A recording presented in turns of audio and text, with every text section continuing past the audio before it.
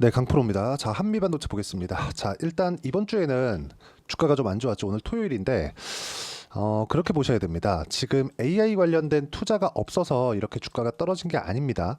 AI 관련된 투자가 너무 적극적으로 이루어지고 있고, 지금도 마찬가지예요. 그쵸? 과거에도 이루어져 왔고, 지난 한 1년 동안은, AI 관련된 그 반도체 투자는 어마어마하게 일어나 있습니다. 그런 부분을 우리가 어디서 볼 수 있죠? 엔비디아를 보고 볼 수 있습니다. 자, 그러면 우리가 엔비디아의 그 차트를 한번 보면서 이야기를 드릴게요. 오늘은 전체적으로 한번 점검을 해봐야 될 것 같은데 주봉으로 한번 보겠습니다. 23년도부터 거의 한 10불 정도부터 시작해서 14배 정도 올라왔습니다. 그러면서 엔비디아는 세계에서 그쵸? 나스닥의 시가총액 순위권에 들어간다는 건 세계 순위권에 들어간다는 거나 마찬가지니까 세계에서 세 손가락 안에 드는 기업이 돼버렸죠. 그러면 그만큼 실적이 좋아졌었다는 거예요. 굳이 제가 실적에 대한 부분은 보여드리지 않겠습니다. 뭐 다들 아실 테니까.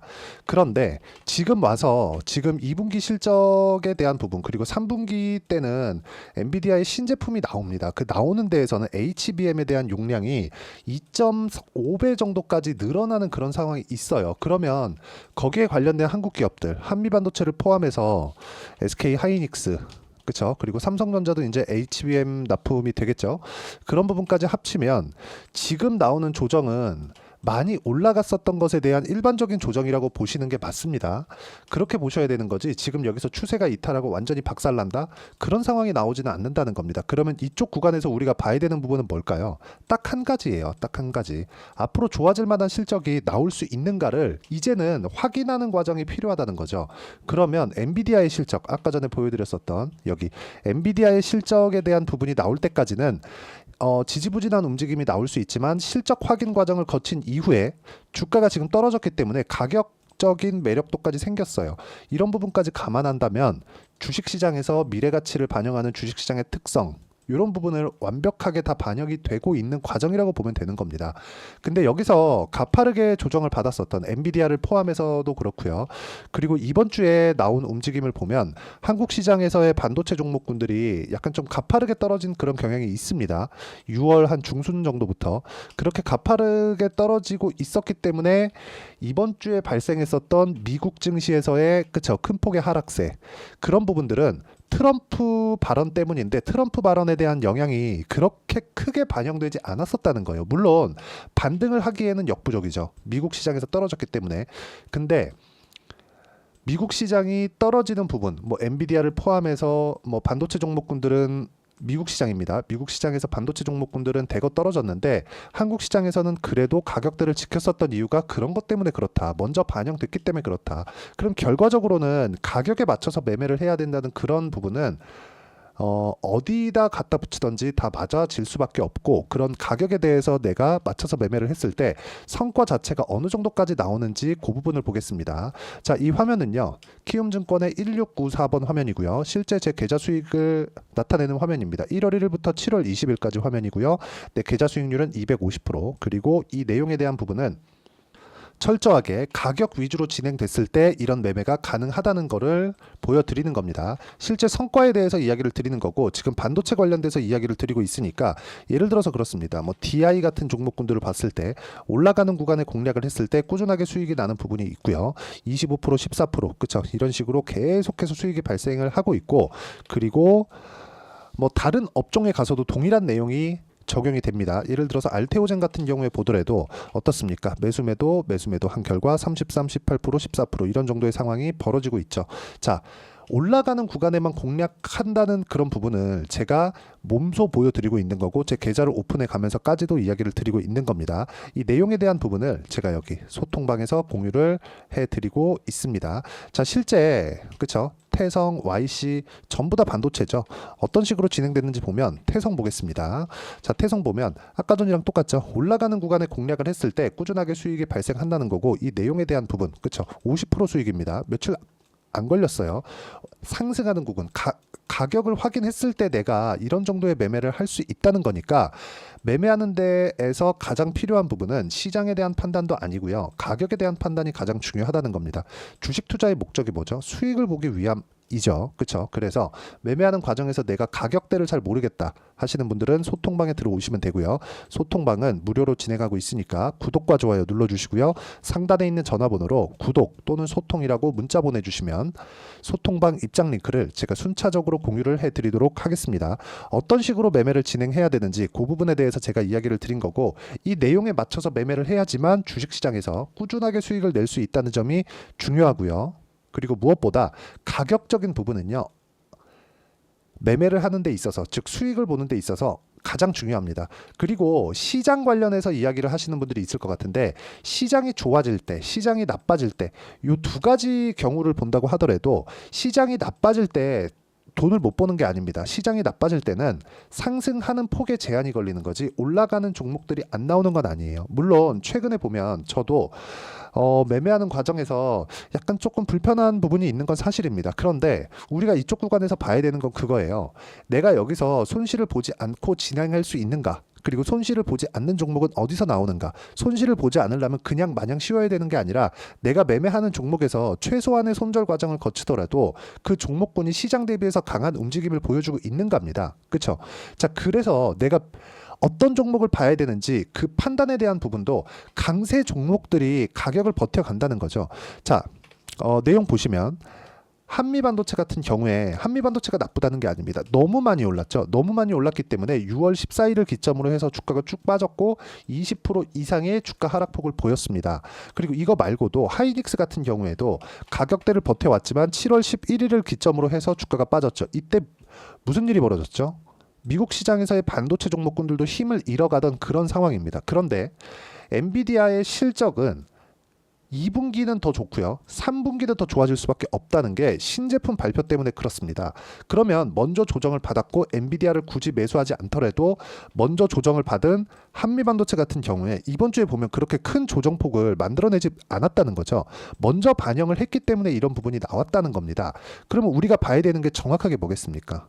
엔비디아 실적, 8월 달에 있을 엔비디아 실적이 나올 때까지는 반도체 종목군들이 약간 좀 기간 조정의 그 기간이 조금 길어질 수 있지만 내가 매매하는 과정에서 조정 이후에, 자, 무슨 이야기냐? 조정 구간에 여기가 저점이다. 그래서가 아니라 반등을 확인하고 매매를 했을 때 우리가 이런 정도의 수익을 낸다는 겁니다. 예를 들어서 제가 YC도 한번 보여드릴게요.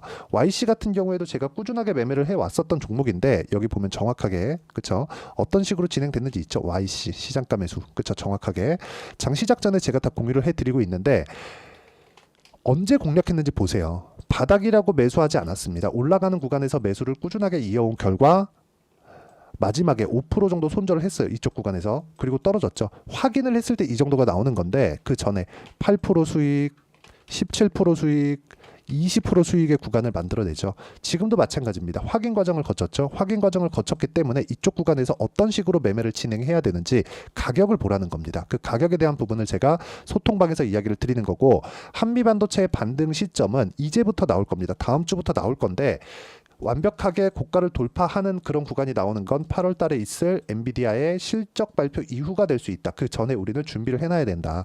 그런 부분을 제가 여기서 소통방에서 공유를 해드리도록 할 테니까 상단에 있는 전화번호로 구독 또는 소통이라고 문자 보내주시면 제가 여기 소통방 입장 링크를 순차적으로 공유를 해드리도록 하겠습니다.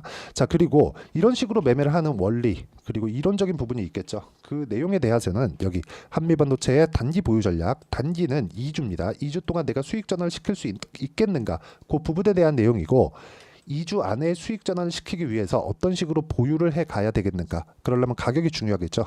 그런 부분에 대한 내용이고요. 그리고 이 내용을 토대로 지금 반도체 종목군들이 조금 어려운 구간에 있기 때문에 한미반도체의 실시간 타점까지 제가 문자로 공유를 해드리도록 할 테니까 상단에 있는 전화번호로 한미, 자, 한미라고 문자 보내주시면 단기 보유 전략과 실시간 타점을 문자로 공유를 해드리도록 하겠습니다. 어떤 식으로 매매 진행이 되어야 되는지 그 부분에 대해서 이야기를 드린 거고, 다시 말씀드리지만 주식시장은 철저하게 가격 위주로 진행이 되고요.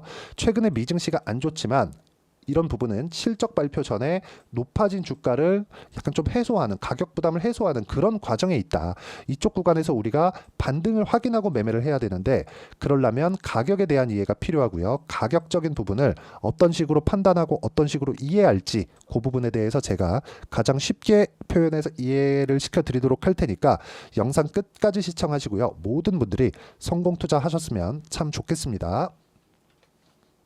자, 24년도가 돼서도 시장은 여전히 어렵습니다. 자, 근데 시장은 항상 어려울 거예요. 앞으로도 계속해서 어려워질 겁니다. 자, 근데 제가 매월 대시세 종목을 구독자분들에게 공개를 합니다. 자, 내용을 보면 12월 달에 실제 공개를 했었던 강프로의 대시세 종목에 대한 내용인데, 대기업을 상대로 안정적인 매출 구조를 가지고 있고요. 그리고 현재 주요 거래처는 삼성전자, 인텔, 하이닉스, TSMC, 해외에 반도체 관련된 기업이라는 걸 알 수 있죠. 그만큼 1월 달에 제가 보고 있었던 종목은 반도체 관련주라는 걸 알 수 있습니다. 공개를 해드리면 이 내용입니다. 여기 어보브 반도체, 그쵸? 실제 제가 거래한 내용을 공개를 한 거고요. 수익에 대한 크기를 보면 공략한 시점, 제가 가격대를 함께 공개를 해드렸는데 공략한 시점부터 21%의 수익 마감이 된 것을 확인해 볼 수가 있습니다. 자, 근데 지금도 마찬가지입니다. 지금은 어떤 이슈가 있을까요? 2월 달에 발표한다는 기업 밸류업 프로그램이 있죠. 근데 그걸로 인해서 지금 2월 달에 발표한다고 이야기가 나온 상황이고요. 무엇보다 우리가 생각해야 될 내용은 한 가지입니다. 어떤 이슈나 그리고 어떤 상승할 수 있는 내용으로 인해서 주가가 올라가는 것은 맞죠. 하지만 가격이 먼저 반영한다는 걸 반드시 알고 있어야 되고, 그런 내용에 대한 파악이 되었을 때, 그쵸? 여기 어보브 반도체처럼 21%, 그쵸? 대략 3에서 4일 동안 20% 이상의 수익을 먹을 수 있고요. 그리고 여기 HLB 같은 종목처럼 대략 일주일이 채 되지 않는 기간 동안 30%의 수익을 낼 수 있습니다. 자, 그러면 답은 나왔어요. 재료에 대한 부분보다 중요한 게 가격이다. 자, 근데 지금 시장에 쏠려 있는 게 뭐죠? 2월 달에 발표하는 기업 밸류업 프로그램에 대한 내용이죠. 자, 그러면 우리가 이쪽에다가 지금 집중을 해야 될까요? 그 내용을 한번 보겠습니다. 기아차의 차트를 보면요. 1월 24일 날 정부단에서 입김을 불어넣은 이후에 시세가 강하게 발생한 것처럼 보이지만 애초에 12월 달부터 신고가를 달성했다는 걸 확인할 수 있습니다. 자, 그러면 우리가 스케줄을 따져봤을 때 우리가 어디를 봐야 될까요? 4월 달 총선을 봐야 됩니다. 드디어 때가 온 거죠. 4월 달 총선이 끝나면 그 뒤엔 뭐가 있죠? 대선 전국으로 들어갑니다. 그러면 우리는 4월 달 총선부터 시작해서 대선까지 이어질 수 있는 종목을 찾는 게 정말 중요합니다. 그게 정부 정책의 방향과 그리고 스케줄에 맞춰서 가는 거예요. 정치적인 상황에 따라서 주가가 움직이는 걸 우리는 수도 없이 많이 봐왔기 때문에 스케줄에 맞춰서 가는 게 지금으로서는 답이 될 수 있습니다. 그리고 무엇보다 어느 정도의 시세를 내는지 그 첫 번째 단계인 상황을, 그쵸? 제가 12월 달 밝혀드렸었던 대시세 종목으로 이미 공개를 해드렸기 때문에, 그쵸? 어떻게 제가 매매를 했는지까지 다 보여드렸습니다. HLB처럼, 그쵸? 31.9% 걸린 시간은 4일밖에 되지 않죠. 이 종목을 제가 가격과 그리고 어떤 종목인지를 애초에 12월 달부터 공개를 한 겁니다. 자, 그러면 지금도 마찬가지예요.